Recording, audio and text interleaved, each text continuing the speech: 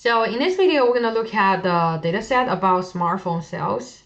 Again, like all the other time series data analysis, the first thing is to creating a line plot to see if we see any trend and seasonality. And after we creating the line plot, you actually, in this case, you will be able to see the both seasonality and the trend. Therefore, in the second part, we recommend you to try the model that including the seasonality dummy variable and also the time index. Okay, so let's look at the data together to see our time plot.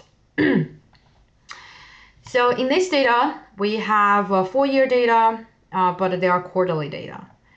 And so the first thing we're gonna do is we want to plotting our data. So let's select insert, click here, choose the, we don't want to select any data. We select the line plot, choose first one, it's blank, great. Now we click select data, and we'll click add the serial name, click cell. For the series value, we'll click this little arrow, and then select from C2 to C17, and then click their arrow, and then we can click OK. And on the right hand side here, we want to change in the bottom part to the quarterly because we do see some kind of seasonality, but we want to make it more clear. So we'll click edit and then click this little arrow. And then we will select the value for the quarter from B2 to B17. And then push this little arrow one more time. Click OK, click OK. Great. And also the trend is not that obvious. I want to adjust in my vertical axis a little bit. Instead of starting from 0, I want to start from 3. So I will click my number, left double clicked it, and on the right hand side we'll see this. You can see for the bound starting with 0, I will change it to 3. And then I push enter on my keyboard. Okay, great. So now as you can see, we do see the trend. So the first two quarter, 1 and 2, 1 and 2, they are lower, and the 3 and the 4 are higher. And then we have, in general, we see this upward trend. So therefore, in this data, we not only see the seasonality, but also we see the linear upward trend. So in that situation, the data is not stationary. We cannot use moving average or exponential smoothing. Therefore, we actually need to try something else. Therefore, we are thinking to incorporating the seasonality dummy variable and the time index to capture the upward trend. Okay, let's create the variable together. First, I want to create my trend. Okay, so my trend, so that's called index, time index. We are creating the time index. Okay, 1, 2, so this is just a sequential numbers for all the period you have, starting with 1. And then we totally have 16 period of the data. So the next, what we're gonna do is do the quarterly data. So I would do Q1, Q2, and Q3. I only need 3 dummy variables. So the way I define a dummy variable is following. Q1 is 1 if it is 1. It is quarter 1. Otherwise 0. Q2 is 1 if it is quarter 2, otherwise 0. Q3 is 1 if it is quarter 3, otherwise 0. Okay, so after I define my dummy variable, what I usually like to do is define the combination of the dummy variable that I can use to representing my my levels. Okay, so if the quarter value is 1, that means quarter 1. So the Q1 value is 1, 0, 0, right? So basically 1, 0, 0 is used to representing quarter 1. And then if the quarter value equal to 2, so the Q1 value is 0, and the Q2 is 1, 0. Next one, 0, 0, 1, right? Because it's Q3. So if the quarter value to 4, that would be 0, 0, 0. So now I know if I see 1, I should fill in the dummy variable with 1, 0, 0. If I see 2, I should fill in the value with 0, 1, 0. If I see 4, it'd be 0, 0, 0, okay? So follow this map, I will fill in my dummy variable. First, let me select my A to G column. After I do that, I will click sort and filter and click filter.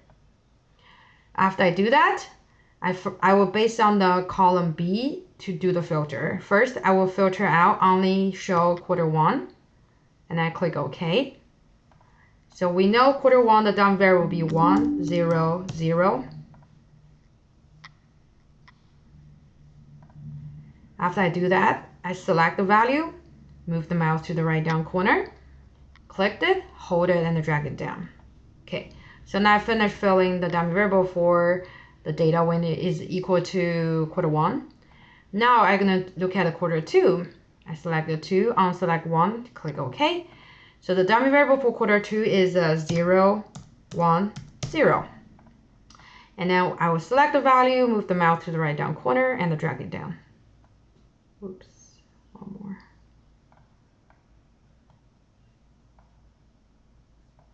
Okay, now I'm going to do Q3. Will be 0, 0, 1. And I will select and drag it down. And then the last one I will do is Q4. Click OK.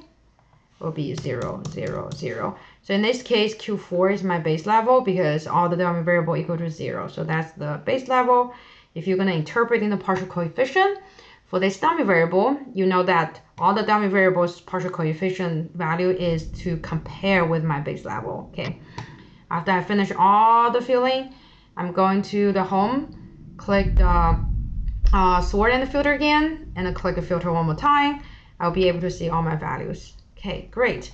Now I have my Y variable, which is the sales, and then my D, E, F, G column, they are my X variables. Okay, so now what I will do is I will start to use data. Where's my data? Okay, data analysis using the value called the regression, and then click OK. So for the Y range, click this little arrow. We will select from C1 to C17. I'm including the labels, okay? And then for my X range, I click this little arrow again. I will select from D1 to G17. That is my X input. So I will check the box labels because I'm starting from labels. And I will creating this new tab called the Seasonality with Trend. And I will click OK. And then I will change the format, show the number by keep 2 decimal places, and then I'm gonna enlarge so you can see my values. Okay, here they go. Now this is my forecasting outcome, right? For the slope, the y-intercept, and then the partial coefficient for the linear trend and for the dummy variables. If you look at the p-values, so they are all statistically significant at the 10% level, and especially these 3 time index, Q1, Q2 dummy variables. So they are statistically significant at a 1% level, so it's very statistically significant. So let me write down this equation for my forecasting model. So the y hat will equal to 6.07 plus 0.15. 0.15. So this is times my time index, and then minus 1.36 Q1, and then minus 2.03 Q2, minus 0.40 Q3. So obviously, so they are all negative. That means compare with the Q4, the sale in Q1 will decrease by 1.36 thousand compare with Q4. Remember, Q4 is my base level, right? My sales for the cell phone will decrease by 2.03 thousand unit, and then compare with Q4, my sale in Q3 will decrease by 0.3 thousand. If you look at the line chart, it makes sense, right? Q4 always the peak. So that's why when we compare the sale from other season with this one, it always gonna be lower, right? So that's why it's a negative value. Okay, great. If you know how to interpreting, and also for the time index here, that means so given the same quarter, as time goes by, and then your sale will increase by 0.15 thousand. Okay, so that's why we see that upward linear trend. So it's a positive. So now how about we want to do some kind of forecasting, right? So the key here is if you go back to here, okay, all the data we have here is for the fourth year, right? How about you want to predicting the fifth year's Q1, Q2, Q3, Q4, right? Instead of plug in for your time index, you actually should be plugging 17, 18, 19, and 20, because the time index is indexing for each how many period you have. It's not indexing for years. So therefore, if you try to predicting 5-year Q1, 5-year Q2, 5-year Q3, 5-year Q4, and then what you need to do actually will be equal to 0.67 plus 0.15 times, remember, the 5 year, so this period actually gonna be, so this is 16, so next one will be 17, right? So times 17 minus, again, Q1. For Q1, the dummy variable will be 100, right? So 1.36 times 1 minus 2.03 times 0, and the minus 0.3 times 0. So that's the forecasting for the fifth year's Q1 is the 7.26 thousand cell phone sales.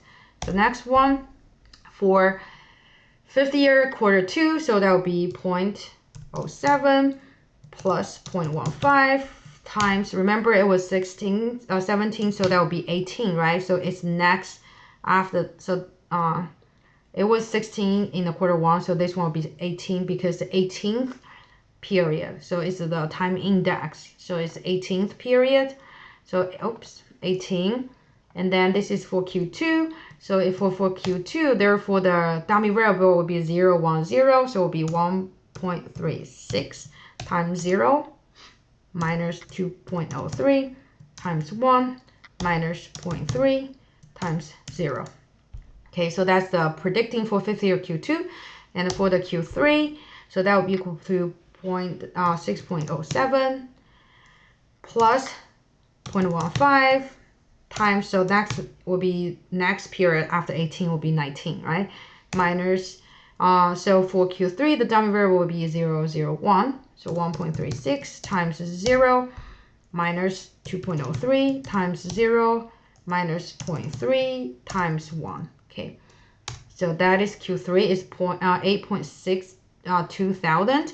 So the next is Q4, so that will be 2.07 plus 0.15 times 17, 18, 19, 20, right? Because this is 17, 18, 17, 18, 19, 20. Okay, and then for the dummy variable for Q4, it is all dummy variable equal to 0. So that will be 1.36 times 0 minus 2.03 times 0 minus 0.3 times 0. So that's what you get. So basically the first two quarters are lower, and then the last quarter are higher, and the Q4 is highest. So that's my prediction. Okay, so this is the seasonality with trend.